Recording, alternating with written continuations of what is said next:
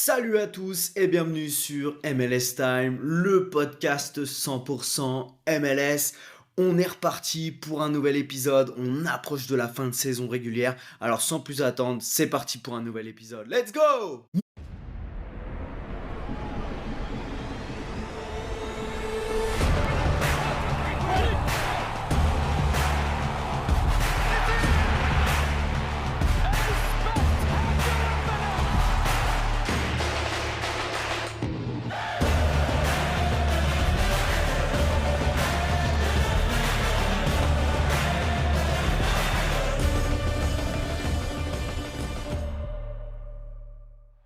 Nouvel épisode, on est à 2 journées de la fin de saison régulière pour la majeure partie des équipes de conférence où le suspense n'est pas le même puisqu'à l'Est, on connaît désormais toutes les équipes qui figureront dans le tableau final. Alors on n'a plus qu'à connaître l'ordre par rapport aux 2 derniers matchs parce que ça va vraiment et ça peut vraiment encore bouger. Donc, ce qui est sûr, c'est que Philadelphie y sera, Cincinnati également, New York City y sera, Miami, Charlotte, Nashville, Orlando, Columbus et Chicago qui a battu Miami 5-3 en midweek. Ira donc en playoff. Enfin, pour le moment, ils sont en play-in, comme on dit. Donc, c'est le barrage entre le 8e et le 9e. Donc, et pour le moment, on aurait un Columbus-Chicago. On rappelle que Chicago a battu Columbus en plus la semaine dernière assez facilement. Voilà, bah écoutez, Philadelphie va jouer ce week-end pour remporter le Supporter Shield en cas de victoire à DC. Attention, jamais facile d'aller gagner à DC. Eh bien, Philadelphie sera en gros le champion de la saison régulière puisque Miami a perdu face à Chicago cette semaine 5-3. Et ne semble, enfin non, à 4 matchs de la fin, voilà, ça paraît compliqué de rattraper Philadelphie. À l'Est, c'est là où ça nous intéresse. À l'Est, il y a une bagarre énorme. Donc San Diego, Vancouver, Minnesota, LAFC, Seattle sont qualifiés. Austin est à une victoire avec Portland de se qualifier, donc ils sont 6e et 7e. Et là, c'est là où ça devient très intéressant puisque Colorado est 8e avec 40 points. San Jose a 38 points et 9e. Et ensuite, vous avez Dallas qui a 38 points, donc ex-aequo avec San Jose, mais un match de moins. Salt Lake a un match de moins également sur San Jose et un point de retard, donc 37 points. Et Houston, 12e, a 36 points et a autant de matchs que San Jose. Donc clairement, on a 4 équipes, même 5 parce que je pense que Colorado c'est pas fait, qui vont se bagarrer pour accrocher le barrage d'accession au playoff. Donc c'est vraiment une conférence où tout est ouvert. Moi, je mettrais plus un billet quand même sur Colorado. San Jose, j'y crois pas du tout. Mais je pense que Dallas est sur une bonne dynamique et peut vraiment accrocher ce barrage face à Colorado. Eh bien écoutez, on a fait le point sur le classement. On va aller tout de suite sur les actus de la semaine. Pas énormément d'actus, mais des actus qui ont quand même été marquantes. Donc du côté de Columbus, c'est une équipe qui est décimée, vous savez, par les blessures. On a eu des infos hier de Wilfried Nancy qui disait sur Diego Rossi qu'il semblait aller bien avant l'entraînement et que sa disponibilité contre Orlando est encore à déterminer. Donc incertain encore Diego Rossi. L'info suivante, c'est que Rudy Camacho pourra jouer quelques minutes d'après Wilfried Nancy contre Orlando. On rappelle que Camacho n'a pas disputé la moindre minute cette saison pour une blessure aux adducteurs si je ne me trompe pas. La bonne nouvelle, c'est que Max Arfsten, donc qui est quand même, qui a beaucoup de prétendants pour le recruter en Europe, a signé un nouveau contrat avec Columbus. Du côté de Philadelphie, la grosse tuile, c'est que Quinn Sullivan s'est rompu les ligaments croisés antérieurs, donc lui qui était en pleine ascension, qui avait quelques clubs européens qui s'intéressaient à lui, qui faisaient vraiment beaucoup de bien à Philadelphie, risque de manquer une bonne partie de la saison prochaine. C'est dur hein, quand on sait que c'est un joueur qui est en pleine explosion. Donc voilà, Quinn Sullivan s'est rompu les croisés. À Chicago, ça sent pas très très bon non plus. C'est que André Franco, la nouvelle recrue qui a tout défoncé sur ses premiers matchs, s'est blessé et Greg Berhalter nous a dit qu'il pense qu'il va y avoir une terrible nouvelle concernant cette blessure. Donc j'ai peur également pour un croisé. Ce serait terrible, hein. Le nouveau DP de Chicago qui est impliqué, je crois, déjà dans 5 buts en 4 matchs, ou je crois, s'il vient à se blesser, grosse perte pour Chicago qui est en pleine explosion et qui, à mon avis, S'ils rencontrent Columbus en play-in dans le barrage, je pense qu'ils peuvent les éliminer et ensuite ça peut être une équipe très, très compliquée, qui encaisse beaucoup mais qui, bah, vous voyez contre Miami, il leur a passé quand même 5 buts. On arrive à Vancouver. Un peu plus rassurant du côté de Vancouver, c'est que Sorensen a dit, cette nuit donc sur Brian White qu'il a pas encore, de nouvelles précises, qu'il faut déterminer la gravité de la situation, mais que l'objectif était qu'il revienne pour les playoffs. Donc je pense que Brian White va être mis de côté sur les 2 derniers matchs pour Vancouver et qu'on va le retrouver, sur, la partie playoff. Info, c'est Ryan Go. Voilà, vous le savez, ça y est, il est revenu à la compétition après 7 mois absent et il a marqué. Il lui aura fallu 5 minutes pour marquer en finale de Canadian Championship. D'ailleurs, Vancouver l'a remporté 4-2 pour la quatrième fois de suite. Donc c'est la Coupe du Canada. Donc Vancouver a remporté. Tous les feux sont ouverts pour Vancouver qui est en bonne position pour repasser devant San Diego avec un match de retard et finir premier de leur conférence.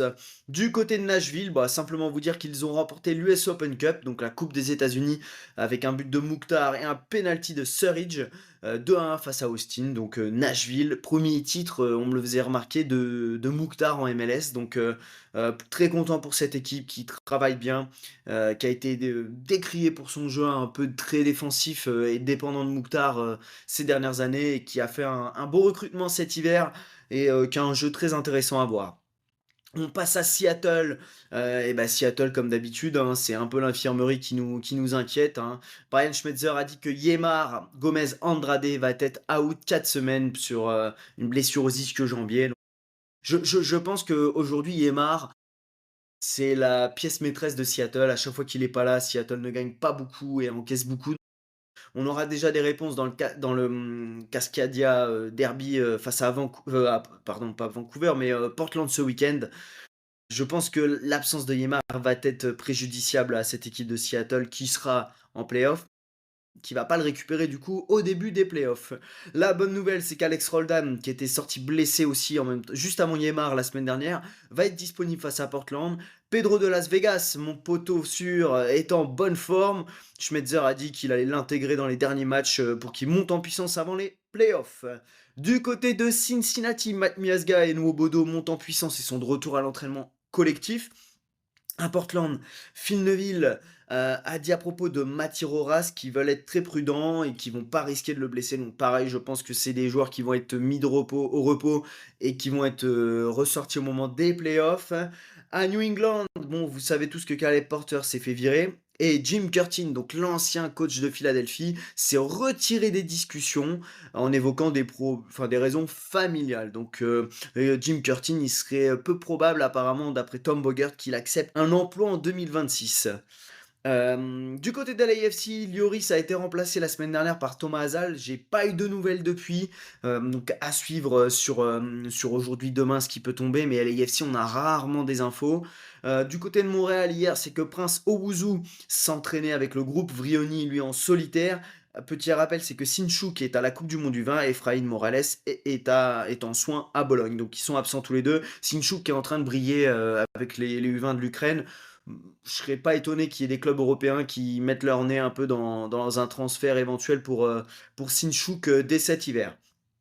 Du côté du Galaxy, donc Marco Reus n'était pas disponible cette nuit. Il y avait la finale de Campeones Cup, la finale en bois entre Toluca et LA Galaxy. Et les Galaxy menaient 1-0 avant de prendre un but à la 88e et la 92e, donc ils l'ont perdu. Du côté d'Orlando, César Aroro s'entraîne séparément. Et l'info que je vous ai repartagée sur X, c'est qu'Orlando pourrait devoir compter sur son troisième gardien, puisque Pedro Gallese va sûrement aller en sélection avec le Pérou et Otero a été convoqué dans sa sélection. Donc sur des matchs décisifs de positionnement et pour éviter le barrage, et ben Orlando risque de jouer sans son gardien. Miami, donc ça c'est une petite info aussi que je vous ai repartagé hier. Oustari, vous savez, le poteau de Messi dans les buts, il a coûté en gros 5 buts de plus que prévu à Miami. C'est le troisième pire résultat des gardiens de MLS. Donc, bah, moi, je pense que l'erreur, c'est d'avoir viré, fait partir Calender à Charlotte, qui en plus va cirer le banc vu comment Caligna revient, et d'avoir installé le copain de Messi. On rappelle qu'on est au mois d'octobre, on ne sait toujours pas qui est le directeur sportif de Miami. Et je sais pas si vous avez vu l'interview de Mateusz Klitsch donc l'ancien joueur de MLS, qui a dit clairement que Miami était un club, géré par le père de Messi qui se prenait pour le directeur sportif. Ce qui ne m'étonnerait pas puisqu'on sait, comme je vous le dis toujours pas, qui est le directeur sportif. Je pense que la gestion est calamiteuse à Miami, que Messi est le roi, ses potes aussi et le jour où Messi va partir, il y aura, peu d'héritage en tout cas dans ce club. Eh bien écoutez, on arrive au bout des dernières infos que j'ai pu récolter jusqu'à hier. Restez toujours branchés sur mon compte Twitter XNelimB. Je vous partagerai les dernières infos ce jeudi soir et demain en tout début d'après-midi. Souvent le vendredi en début d'après-midi, on a des infos sur Miami. Donc voilà. Et sans plus attendre, on va passer à la partie Fantasy Sport avec des matchs très intéressants encore ce week-end. Allez, c'est parti. Impossible angle. Impossible is nothing to Danny Bouanga. Les matchs du week-end et cette 38e journée. Alors, cherchez pas à comprendre, des fois je mets dans le titre 36e journée, sauf qu'il suffit qu'il y ait 2 matchs dans la midweek, la MLS vous compte ça comme une journée complètement ridicule. Bref, c'est la MLS, c'est toujours un peu bizarre. On va commencer par les joueurs suspendus. C'est vrai que l'autre jour je vous l'ai dit à la fin, mais on va commencer par les joueurs suspendus. Donc, à Austin, vous aurez Biro qui est suspendu. À Charlotte, vous avez Malanda qui a pris un rouge la semaine dernière. Bronico, accumulation de cartons jaunes, tout comme Westwood. Donc, c'est des grosses absences du côté de Charlotte. DC United sera privé de Servania, Zviatchenko à Houston, Garcès au LA Galaxy, Schlegel à Orlando, Suleimanov est suspendu pour SKC et Petretta pour Toronto. Ce qui nous fait que le premier match va être entre Montréal et Nashville samedi à 20h30. Donc Montréal 13e éliminé, vous le savez. Nashville 6e, 53 points qualifié, qui va peut-être faire tourner, même si c'est un match qui va compter pour se placer en vue des playoffs. Nashville vient de remporter la Coupe des États-Unis et qualifié pour la prochaine CONCACAF Champions Cup de ce fait. Et il l'était déjà, je crois, si je dis pas de bêtises, via la Leagues Cup où c'était l'année dernière. Bref, voilà. En tout cas, Nashville fera la CONCACAF Champions Cup l'année dernière. Montréal, bon bah écoutez, la semaine dernière, ils ont mis une claque à Charlotte, qui a été quand même pour moi permise grâce au carton rouge très rapide qu'a pris Malanda. Euh, à noter que c'est leur dernier match à domicile cette saison pour clôturer une saison ratée voilà, devant leurs supporters. Nashville, bon, c'est quand même une équipe qui a remporté la Coupe des États-Unis, qui est pas la meilleure à l'extérieur. Ils sont quand même 9e de la conférence, sont sur 6 défaites de suite à l'extérieur en ayant pris au moins un but dans 5 de ces 6 derniers matchs. Ils ont pris 27 buts pour seulement 21 marqués en 16 déplacements. Donc pour moi, il peut y avoir un match avec des buts, une équipe décomplexée de Montréal d'un côté, une équipe de l'autre côté qui fera peut-être un peu tourner et qui va faire, voilà, qui va quand même tenter de se placer. Donc moi, pour moi, il y a quand même Mukhtar Seric sont toujours intéressants. Owuzu de l'autre côté avec Ivan Raime, Silly, parce que Silly la semaine dernière a sorti un énorme match et un super coup franc. Donc voilà, un match qui peut être intéressant entre deux équipes qui vont peut-être venir faire le show à Montréal. L'autre match, donc c'est DC Charlotte. Donc comme je vous l'ai dit, Charlotte privé de pas mal de joueurs. Ils sont quand même sur 2 défaites de suite, Charlotte, en prenant 6 buts au total. Bon, celui de Montréal a été plombé parce qu'ils menaient 1-0, comme je vous l'ai dit, ils ont pris le rouge. Mais c'est comme Nashville, ils sont dans la même situation, ils doivent rester à distance, mine de rien, de Columbus. C'est vrai que Nashville va quand même pas pouvoir laisser passer le match et eux non plus, parce qu'ils sont à 3 points de Columbus qui est dans la zone de barrage. Charlotte a quand même pris 30 buts en 16 matchs à l'extérieur, ils en ont mis que 21. Donc même si DC a pris une gifle 6-0 contre Philadelphie la semaine dernière, c'est quand même une équipe qui est pénible.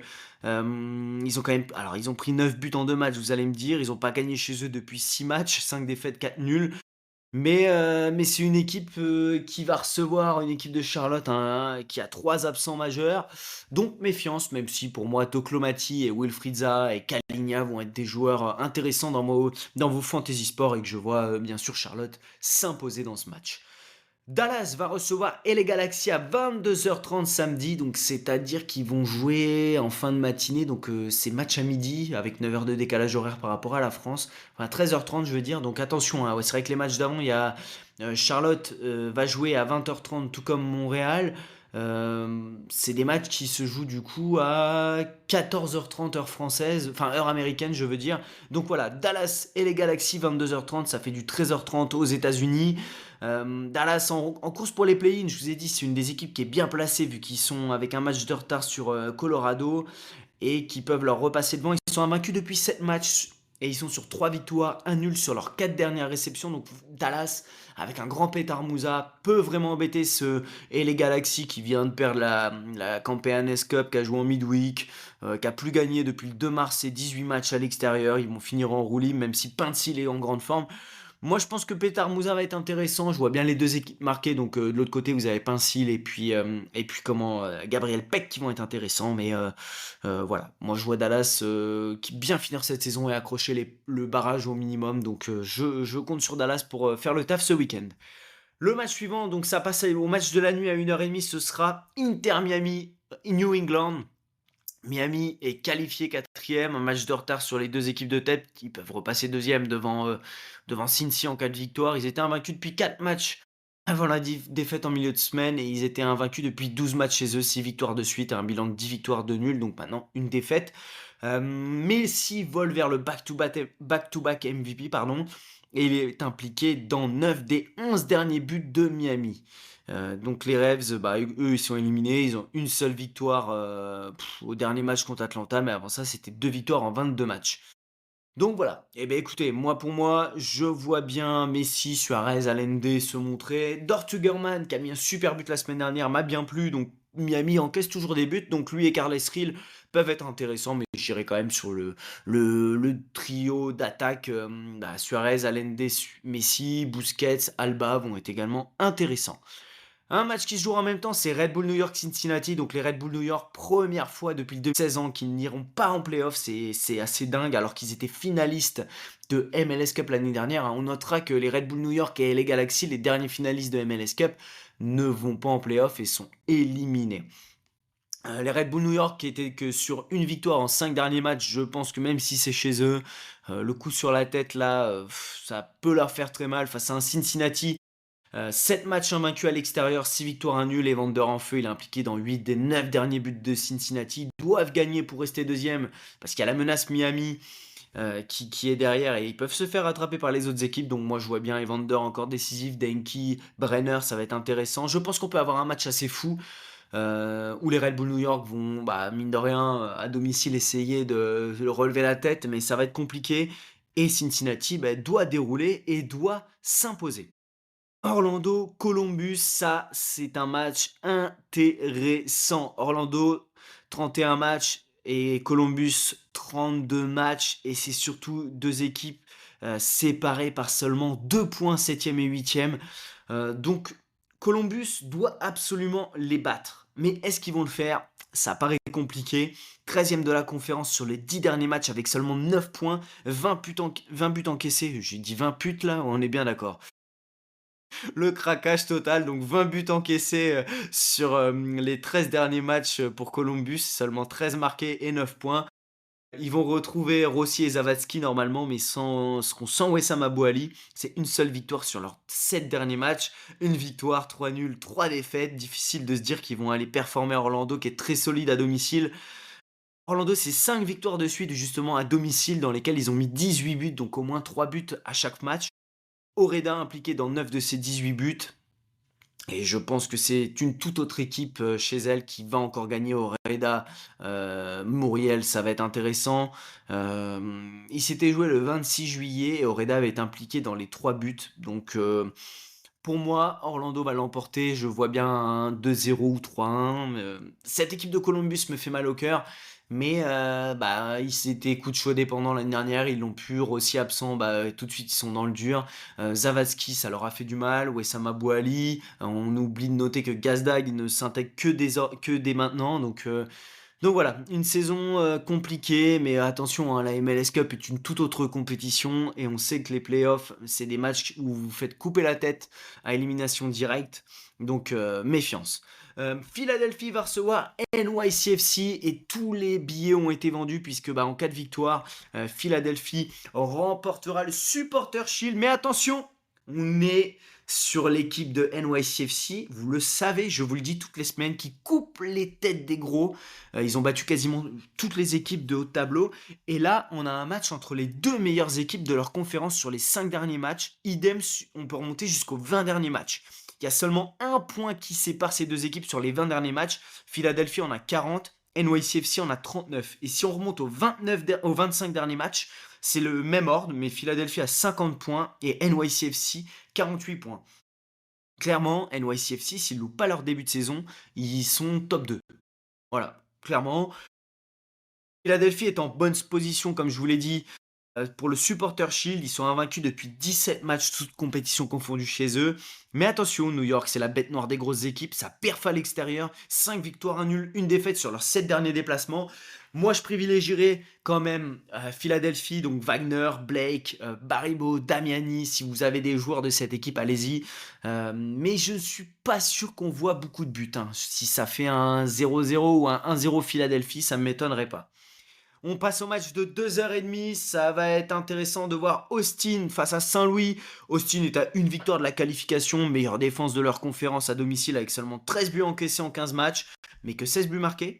Et ils ne sont que, même s'ils ne sont que 9e à domicile, voilà, bon, bah, c'est qu'ils marquent pas. C'est tout simplement, vous le savez, c'est une équipe qui a du mal offensivement. Face à eux, Saint-Louis éliminé, qui a gagné ses 2 derniers matchs à l'extérieur. Mais avant, c'était 10 défaites de suite et 13 matchs sans gagner. Moi, je vois quand même bien Austin l'emporter, finaliser le travail pour se qualifier en playoff. Le clean sheet, je sais pas, parce qu'Austin est quand même un petit peu moins solide dernièrement. Et Saint-Louis joue relâché. Et on voit Marcel Hartel qui a démarré sa saison il y a 5 matchs. Donc ça peut être intéressant quand même de jouer un Brad Stuver, le clean sheet si vous l'avez. Mais si vous avez un Blake, un Kalinja avant ça, bah mettez-les. On passe à Chicago qui reçoit Toronto. Chicago qui a battu Miami 5-3 cette semaine, qualifié pour les play-in au minimum. Donc là, je pense que Chicago va vouloir dérouler et aller chercher un petit peu mieux. 5 victoires, 1 nul, 2 défaites sur leurs 8 derniers matchs. À domicile, c'est très très cohérent, beaucoup de buts marqués. 5 fois dans ces matchs, dans ces 8 derniers matchs, ils ont mis au moins 2 buts. Donc vous le savez, hein, Zinkernagel, Bamba, Kuipers, bon Franco, comme je vous l'ai dit, terrible blessure à venir à mon avis. Face à eux, Toronto, alors ça c'est assez dingue. Toronto est sur 7 matchs nuls de suite, 6 fois un partout, une fois 0-0. C'est une série d'invincibilité durant laquelle ils ont quand même joué Philadelphie, 2 fois Columbus, une fois Miami. Donc, méfiance, c'est une équipe qui est quand même dure à manœuvrer. Dans cette série de nuls, il y a 4 nuls qui sont quand même à l'extérieur. Mais là, il y a l'armada de Chicago et je les vois quand même favoris. Chicago va jouer complètement relâché. Donc là, vous le savez, à domicile, c'est Zinkernagel, Kuipers, je les privilégie. Bamba, je suis quand même déçu de Jonathan Bamba. Je pense qu'il va être dans les déceptions de ma saison. Pas sur sa production, mais sur son rendu. Sur le rendu statistique. Voilà, pour un DP, Zinkernagel, lui, il a rempli les objectifs. Kuipers également. Même si Kuipers, si je dis pas de bêtises, n'est pas DP. Non, c'est Zinkernagel n'est même pas DP. Hein, il est TAM. Et Bamba, il doit avoir un meilleur rendement pour un DP. On aura un Houston-San Diego également à 2h30. Houston, c'est maintenant ou jamais. Ils sont à 2 points de San Jose, 9e. Mais ils ont un match d'avance sur Salt Lake et Dallas. Donc ils doivent plus perdre du tout. Ils doivent gagner. Mais ils n'ont remporté qu'un de leurs 7 derniers matchs à domicile, Houston. Et ils sont 11e cette saison à domicile. Donc là, ils vont avoir un énorme morceau en face d'eux. San Diego, même si San Diego a quand même relâché, hein, c'est une seule victoire sur leurs 4 derniers matchs. Bon, ils ont un match d'avance sur Vancouver qui est deuxième. Je pense pas qu'ils vont réussir à tenir cette première place, mais invaincus depuis 4 matchs à l'extérieur. Ouais, San Diego se déplace plutôt bien. Ils ont perdu que 2 fois sur leurs 11 derniers déplacements et ils ont mis au moins 2 buts dans 9 de ces 11 matchs à l'extérieur. Donc pour moi, il y a du Dreyer, il y a du Lozano, du Dverskov qui vont être intéressants à jouer dans ce match où je ne vois pas Houston lutter et peut-être être hors course ce week-end. On aura Minnesota qui va recevoir SKC dans le même temps. Minnesota 3e, 55 points. Ils sont quand même sur 3 matchs sans gagner, toutes compétitions confondues. Je l'explique parce que ils intègrent quand même des nouveaux joueurs. Petit à petit, vous avez vu, Triantis, ça va être du velours. Dominique Fitz a un peu plus de mal à s'intégrer. Mais pour moi, c'est une équipe qui va rencontrer tout simplement la pire défense cette saison. SKC, je vais vous donner les stats. Ils ont mis 46 buts cette saison, c'est la 7e meilleure attaque de leur conférence. c'est un bilan plutôt correct. Septième, t'es dans les targets de playoff.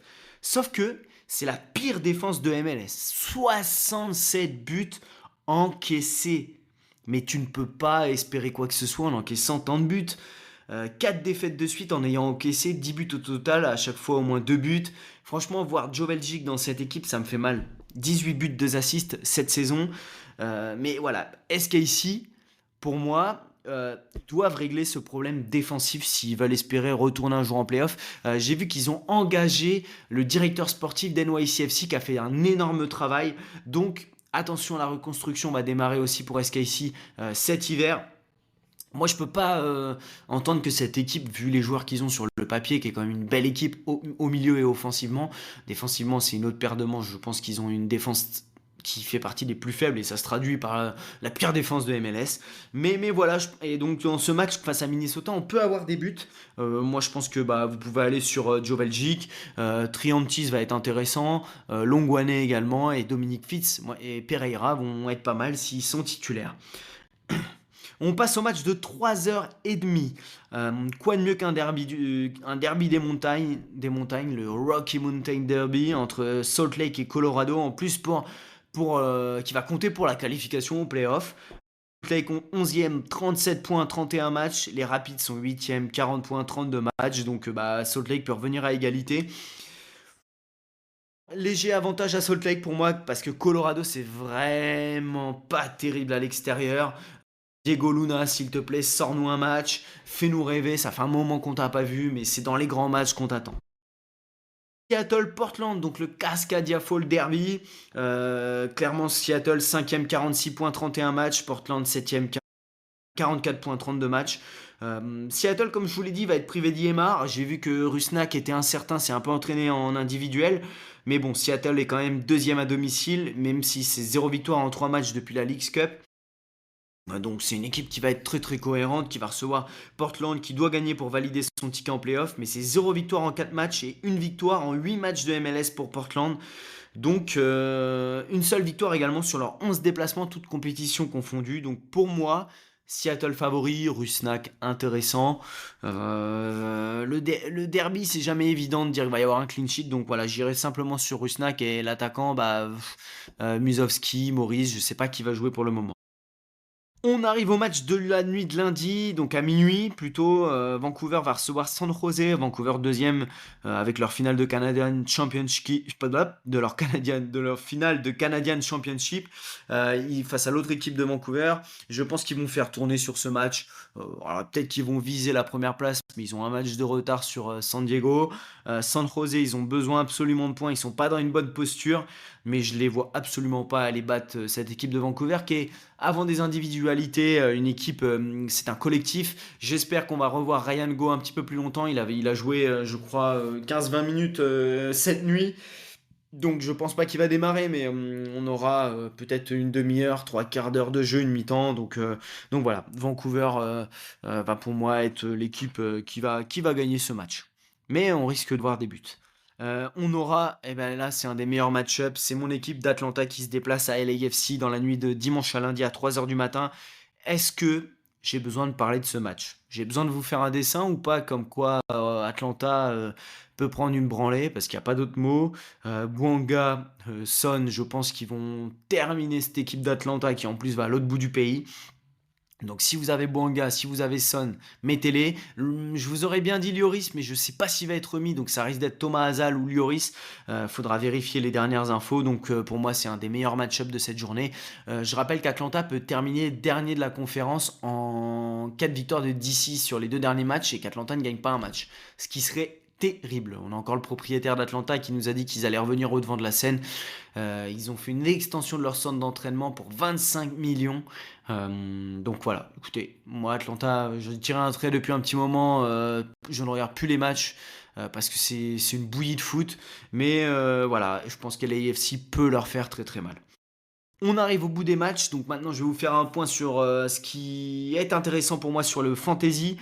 Au niveau des gardiens, il n'y en a pas vraiment qui se dégagent. Je dirais qu'il y a Blake, Stuver, Brady, Frey, Takaoka, Kalinja. Mais à part Blake, j'ai pas énormément de gardiens qui vont se dégager. Donc bah, ça va se traduire sur les défenseurs. J'aurai Wagner, Gutmann, Chicago, toujours intéressant, et Alba. Au milieu, pour moi, Evander, Mukhtar, Busquets, Dverskov, c'est les valeurs sûres, allez-y. Le reste, j'ai un peu plus de mal. Triantis, s'il est titulaire avec Minnesota, ça va pas être mal. André Franco est blessé, donc malheureusement, on peut pas le mettre. Par contre, sur les attaquants, bah, vous avez les deux de LAFC, Bouanga, Son, inévitable. Je pense que l'année prochaine, c'est une attaque, si vous l'avez pas sur Sora ou le MLS Fantasy Draft, ça peut être compliqué. Sturridge, Zaha, Toklomati, Moussa, Messi, Suarez, Denki, Oreda, Baribo, Iloski, Allende, Zinkernagel, Kuipers, Dreyer, Lozano, Müller. Voilà un peu pour les attaquants. Qui sont intéressants, vous le savez, hein, sur Sorare, si vous jouez avec deux attaquants, c'est rarement un problème en MLS, même si en général les défenseurs ne mettent pas beaucoup de points. Il faut quand même avoir Wagner, il faut avoir des joueurs comme Palacios également, comme Jordi Alba pour faire des points. Et au milieu, bah, il faut les mecs qui marquent et qui font des points, donc comme Evander ou autre. Et devant, bah, vous avez un peu plus de choix puisque la MLS est un championnat ouvert. Eh bien écoutez, on arrive au bout de cet épisode. Un grand merci à vous d'avoir suivi ce nouvel épisode. Comme je vous le dis, c'est avec un grand merci d'avance que je vous dis si vous pouvez partager le podcast sur les réseaux, le reposter. En tout cas, un grand merci à vous. Et je vous dis bah, à la semaine prochaine pour un nouvel épisode de MLS Time.